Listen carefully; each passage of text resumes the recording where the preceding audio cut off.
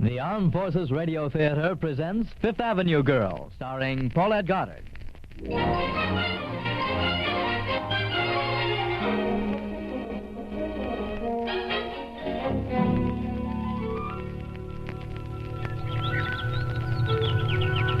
Hear those birds? Those are the birds of Central Park. Central Park is a spot in New York where they allow trees and birds and squirrels. Squirrels are animals that like nuts because the nuts sit in Central Park and throw food to the squirrels. Here, squirrel, squirrel, squirrel. Come and get it. Squirrely, squirrely, squirrely. That's John Borden. John Borden is not very experienced at feeding squirrels because for 30 years he's been too busy making $1 million. But now he's learning fast how to behave himself in the park, like this. Excuse me, miss. May I sit next to you? Well, there's no city ordinance against it. Thank you. Here, squirrely, squirrely, squirrely. Will you stop wasting those perfectly good peanuts? What's the matter? Don't you like squirrels?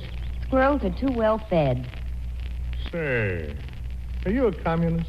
No, but I'm a victim of capitalism. How's that? No capital. Oh. Hungry? Mm-hmm. How about you? Me? Oh, well, I suppose I'm a sort of victim of capitalism myself. Oh. Well, in that case, What are you doing? tearing the paper in halves. There. Help wanted female to me, and help wanted male to you. Thank you. And the peanuts to you. Thank you. And nuts to the squirrels. Oh, you poor man. What's the matter? Well, the way you laugh, you're not really happy, I can tell. Well, I guess you're right at that. You know something? What? This is my birthday. And I have nobody to celebrate it with. That's a shame. People like you and me, darn nice people. You betcha. And we have to sit here hungry and not celebrating your birthday and out of jobs. And over there on Fifth Avenue are all the plush bottoms and the Vanderdrips and the Bordens. The Bordens? Yes. Now, there's a family that shouldn't exist. So. Why? Well, for example, look at that son of theirs. Tim? Yes, Timothy Borden, the boy who's always falling off the polo ponies. Well, there's no harm in polo. Oh, maybe not, but the brat never works. You know, the last time I saw his picture in the paper, I looked at the financial page to see how his old man's business was doing. The stock had dropped from 50 to 30 in one day, and it ought to with a loafer like that Timothy in the family. Yeah, he ought to help his father out. That darn old fool. He doesn't deserve helping. Darn old fool. Well, of course, don't you read the gossip columns? No, they don't talk about Borden and the gossip columns, do they? Oh, no, just about his wife. Really? Well, sure. Where have you been? Mrs. Borden runs around with that gigolo Tommy Hopkins all the time. Oh, that's for sure. Hmm? No, nothing. Well, if old man Borden had any sense, he'd put a stop to that. It's an outrage. Well, none of our business is What? No. But, look, you said Borden could put a stop to it. How? Well, I didn't mean Borden could put a stop to it. It would take a man of intelligence. Yes. Could you tell him how? I sure could. You know, that might be a job for you. A man like Borden might be willing to pay money for, For information leading to the return of his wife? Yes, I never could earn $1 that easily. you might be able to. That darned old fool Borden might be awfully glad to meet someone like you. Do you realize Borden might be a pretty lonesome man? Really? Do you realize he might wish his son would go into the business?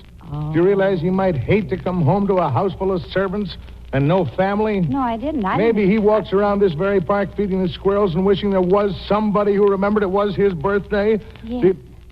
I see. Do you? Yes.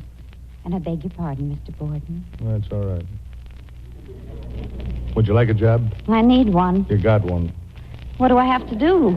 I don't know. All my life I've been hearing about hard-headed businessmen. I never thought that I'd be lucky enough to meet a soft-headed one. Well, I can't tell you what you'll have to do when I'm hiring you to tell me what I have to do. You mean to win back your wife? To win back my wife and my son and my peace of mind, to teach me to laugh as though I were happy, to be happy, Whoa, to look at life whoa, as Mr. Borden. Instruction number 1. Relax. Then you will take the job? On one condition, What condition? that you let me help you celebrate your birthday.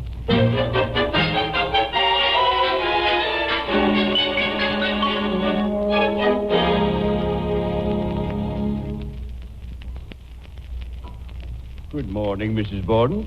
Oh, good morning, Higgins. Is my breakfast ready? Yes, madam. Oh, Higgins, did you have Mr. Borden leave that check for me before he went to the office? Mr. Borden has not yet gone to the office, madam. Oh, really? Mr. Borden hasn't as yet come down, madam. Well, didn't you wake him? I tried to wake him, madam, but he threw a shoe at me. Well. Mr. Borden got in rather late, madam. Oh? Yes, and he brought a person with him. Well, that's very strange. Morning, Higgins. Morning, sir. Morning, Martha. John, I think you owe me an explanation. I shall go and see about breakfast, sir. Very tactful of you, Higgins. Thank you. Yeah. Now, John, why are you not at the office? I've retired. What? I've retired. I hired an advisor yesterday, and the advisor advised me to retire, so I did. Have you gone out of your mind, John? I understand you were out until all hours. Yes. I waved at you in the flamingo room, but you were too busy with Tommy Hopkins. Oh, well, were you in the flamingo room with this man you brought home with you? I didn't bring home any man. Oh. Oh, well, then Higgins must have been mistaken. Certainly is. I brought home a woman. A woman? Well, a girl. Hello. And here she is.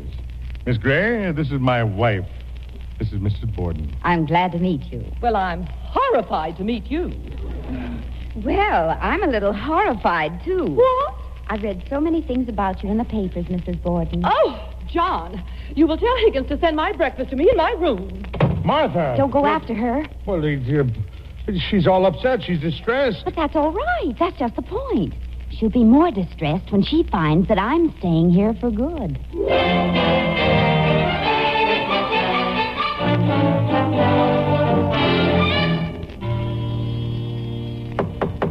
Come in. How do you do? Oh, how do you do? I'm Mr. Borden's son. Oh, yes, Timothy. I didn't recognize you without your polo mallet. I'd like to sit down, if I may. Well, of course.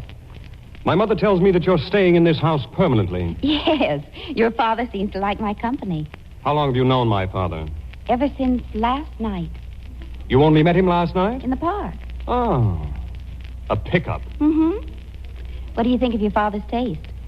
I can understand exactly why he would be attracted to you. Well, thank you. However, my father's an old man. Age doesn't matter when the real thing comes along. How about money? Does that matter? It helps. Oh, now we're getting somewhere.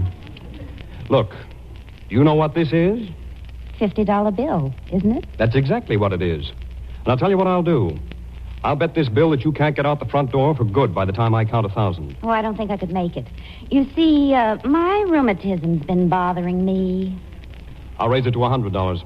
And you play polo. Well, what's that got to do with it? Nothing. It's just that I'm amazed to discover that horses have better breeding than the people who ride them. Goodbye, Timothy.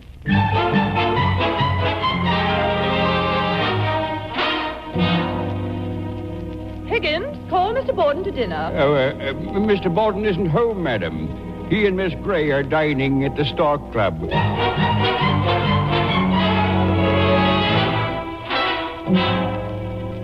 Well, Mother, this is the 10th night in a row that Father has gone out with Miss Gray. Yes, Timothy, I know, and I'm worried. He's acting like an old fool. Oh, what can we do to keep him home? I'd suggest a line of chorus girls in the drawing room.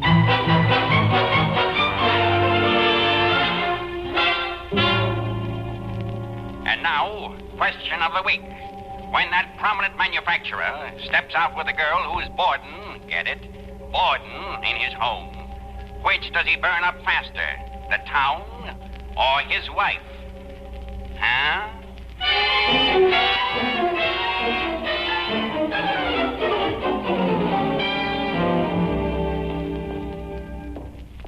Good evening, Miss Gray. Good evening, Miss Gray. Good evening. My, looks like a family delegation waiting for me. We're waiting for my father. Oh, was he late getting down again? Hello there, Mary. All ready? Come on. Oh, well, you look beautiful, Mary. Oh, thank you. Oh, hello, Martha. Hello, Tim. Well, Mary, ready to step out? Yes, and we better hurry. You know those head waiters don't hold tables very long these days. Father. Yes, Tim. Tim and I wanted to ask you to stay home for dinner tonight, John. Oh, I couldn't do that, but I might see you later, Martha. You'll be going out with Tommy Hopkins, won't you? Oh. Might see you at one of the clubs. Father, see here. No, which club, John? Oh, we never know in advance. There's one place up in Harlem, but I'm afraid it's a little too rough for you, Mrs. Borden. Oh. Mary, I want a rumba tonight. How does that song go, that rumba song? Da da da da da da da da da da that's right da da da da da da dee dee dee dee Da da da da. Goodbye, all. Well, Well, where'll we go? the usual. Look, Mr. Borden, maybe we ought to go to a nightclub once. At least we'd be indoors. Oh, but I can't stand nightclubs, Mary. All right, let's go over to the park and find our bench and wait for 4 o'clock in the morning to come again. But tonight, for heaven's sake, don't talk to me about your business problems.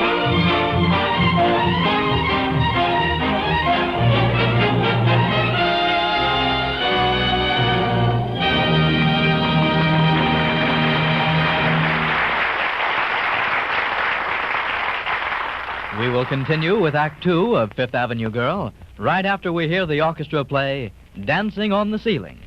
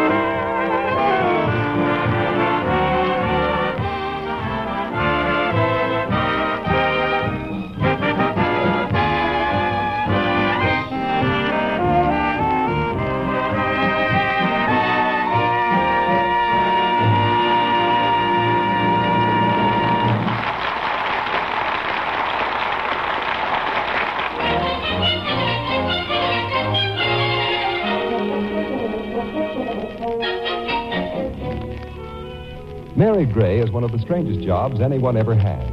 Mr. John Borden is paying her to live in his home and go out with him each night in an effort to win back his wife and make a man of his son. The most attractive feature of Mary's job is that she can sleep late every morning. It's almost noon now, and she's just gotten dressed when someone knocks on the door. Come in. Oh, good morning, Tim. Good afternoon. Did you put these things in my room? Yes? Why? They're reports on the state of your father's business. And since your father's too old to work... Bunk. He wasn't too old a couple of weeks ago. He feels he is now. Are you trying to be clever? Somebody's got to fill your father's shoes. They're probably too big for you, though. Oh.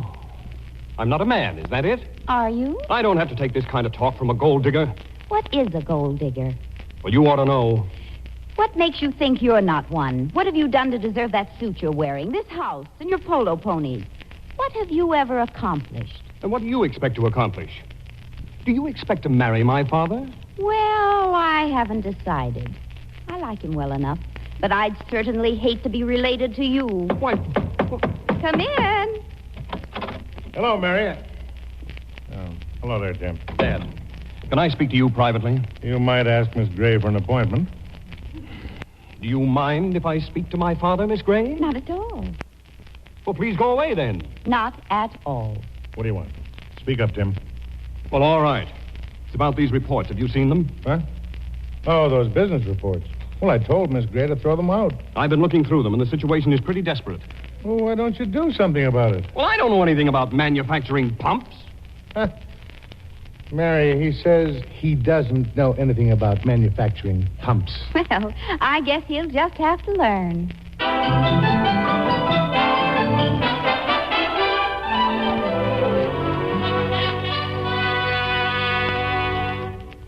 Miss Gray, Yes, Mrs. Borden. do you mind if I sit down here with you, Miss Gray? Oh, not at all. I just want to be a good sport, that's all. I know when I'm beaten, so let's be friends. Well, of course.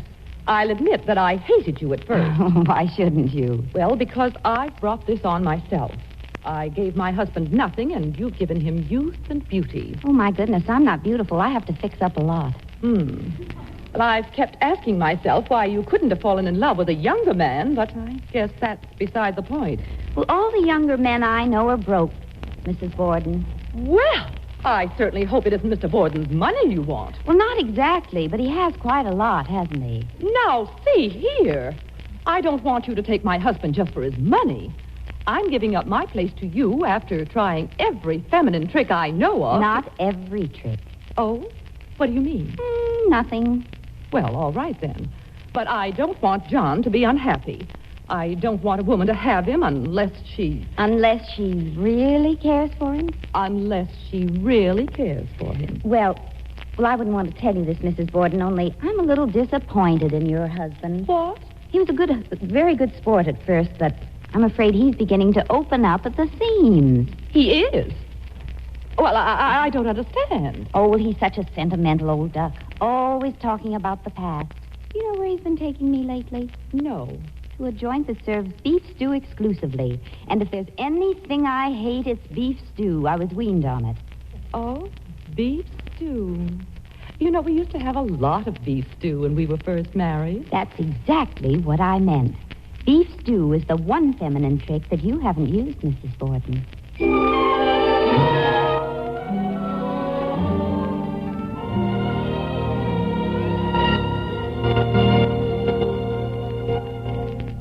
Well, Terwilliger, so you had to come up here to see the old man, huh? It's always a pleasure to see you, boss. Yeah, don't try to kid me. I know you came up here to get advice on how to run the business. Not at all. I came to tell you how well the business is being run without you. What? It's your son. Oh, well. He certainly got a wonderful idea. He's my son. The whole thing hinges on a cheaper pump. Yeah, now that's out. Borden pump set Wait a minute, boss. There's something to his idea. He says if we extend long-term credit to farmers, they'll be able to buy our pumps and irrigate their crops, and we can get credit on their notes and keep the factories rolling. Yeah, sounds good. Why didn't we think of that? Hello. Oh. Am I butting in? No, Tim. Terwilliger and I were just talking over a few personal matters. Well, I wanted to talk to you, too, Dad. I'll go. Thanks very much for dropping in, Terwilliger. Goodbye. Goodbye. Goodbye. Tim, what's all this about long-term credit and a cheaper pump? Your pumps have got whiskers, and so have your ideas. What? If I'm going to run the business, I'm going to run it my way. Now, wait a minute. Borden pump set a standard 25 years ago. I don't care about 25 years ago. You've got to try new ideas. Oh. Well, you're running the business. Do what you like. Now, what do you want to see me about? Come here. Where? Over here to the door. Right. Smell. Do you smell it? Oh, by the great Lord Harry. Beef stew. Mm-hmm. Mother's making it out in the kitchen. She was hoping you'd like to stay home and have some, Dan. Beef stew. Hello. You all ready to go out? Well, My father was thinking of staying home tonight, Miss Gray. Well, I don't know. I do have a date with Miss Gray, and I'll be glad to take Miss Gray. Well, would you mind, Mary? Well, not if it's what you want, Mr. Borden. Oh. Of course, we do have a date. It's all settled. Let's go, Miss Gray.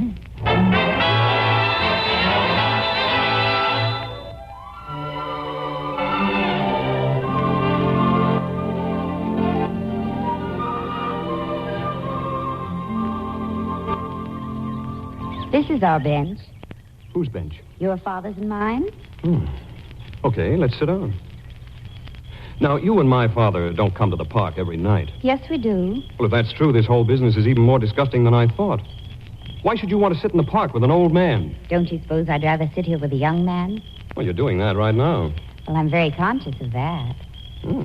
Are you? Mm-hmm. Well, I'm conscious of you, too.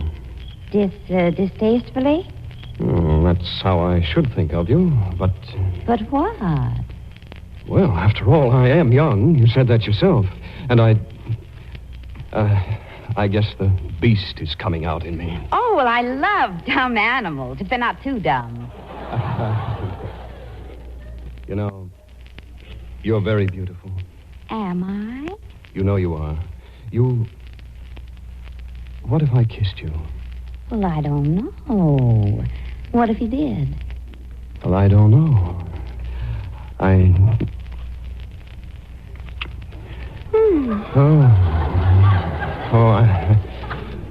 shouldn't have done that. Well, I didn't mind it at all. I suppose that's what you've been doing with my... Oh, Tim, no. Why, he's old enough to be my father-in-law. What? Sorry, that was a slip of the tongue. Yes, it certainly was, wasn't it? Oh, well, I didn't mean to. No, you didn't mean to let me know. You wanted to be more subtle. Tim, what are you talking about? I'm talking about you. You went after my father because he had money, and you made a fool of him because there was no other way of getting him. Well, that's not true. You kept him from his business and taught him to dance, and you flattered him and probably necked with him. But tonight, when you saw that the spell was broken, you went after his son. Tim, what are you saying to me? The truth. That's why you brought me to the park. That's why you sat with me on this bench. Why, you dirty-minded little beast. I'm through with you and your whole family.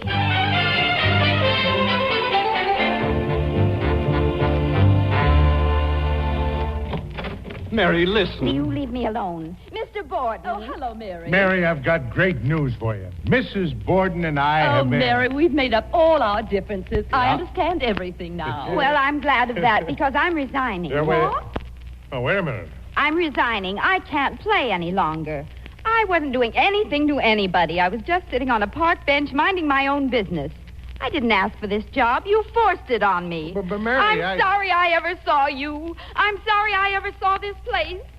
I can't take it any longer. Mary. Goodbye. Dad, I heard what she said about a job. Was she working here? Well, of course she was, Timothy. Oh, Mary. Mary! Hey, Tim, try the park.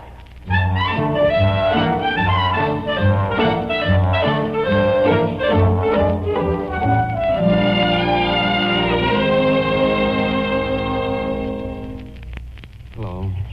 Don't talk to me. All right. Mind if I sit next to you? Well, there's no city ordinance against it. I'd like to beg your pardon. Granted.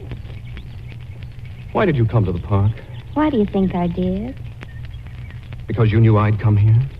You're very clever. It's true, isn't it? Oh, yes. Mary. Please take your arm from my shoulder. Mary, I want to To what? marry you.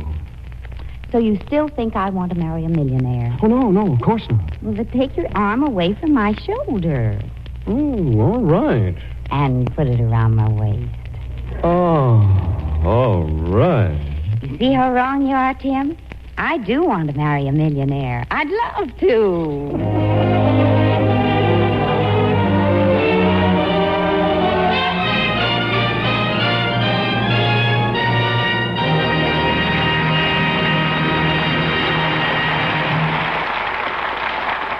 Fifth Avenue Girl, starring Paulette Goddard, has been a presentation of the Armed Forces Radio Theater.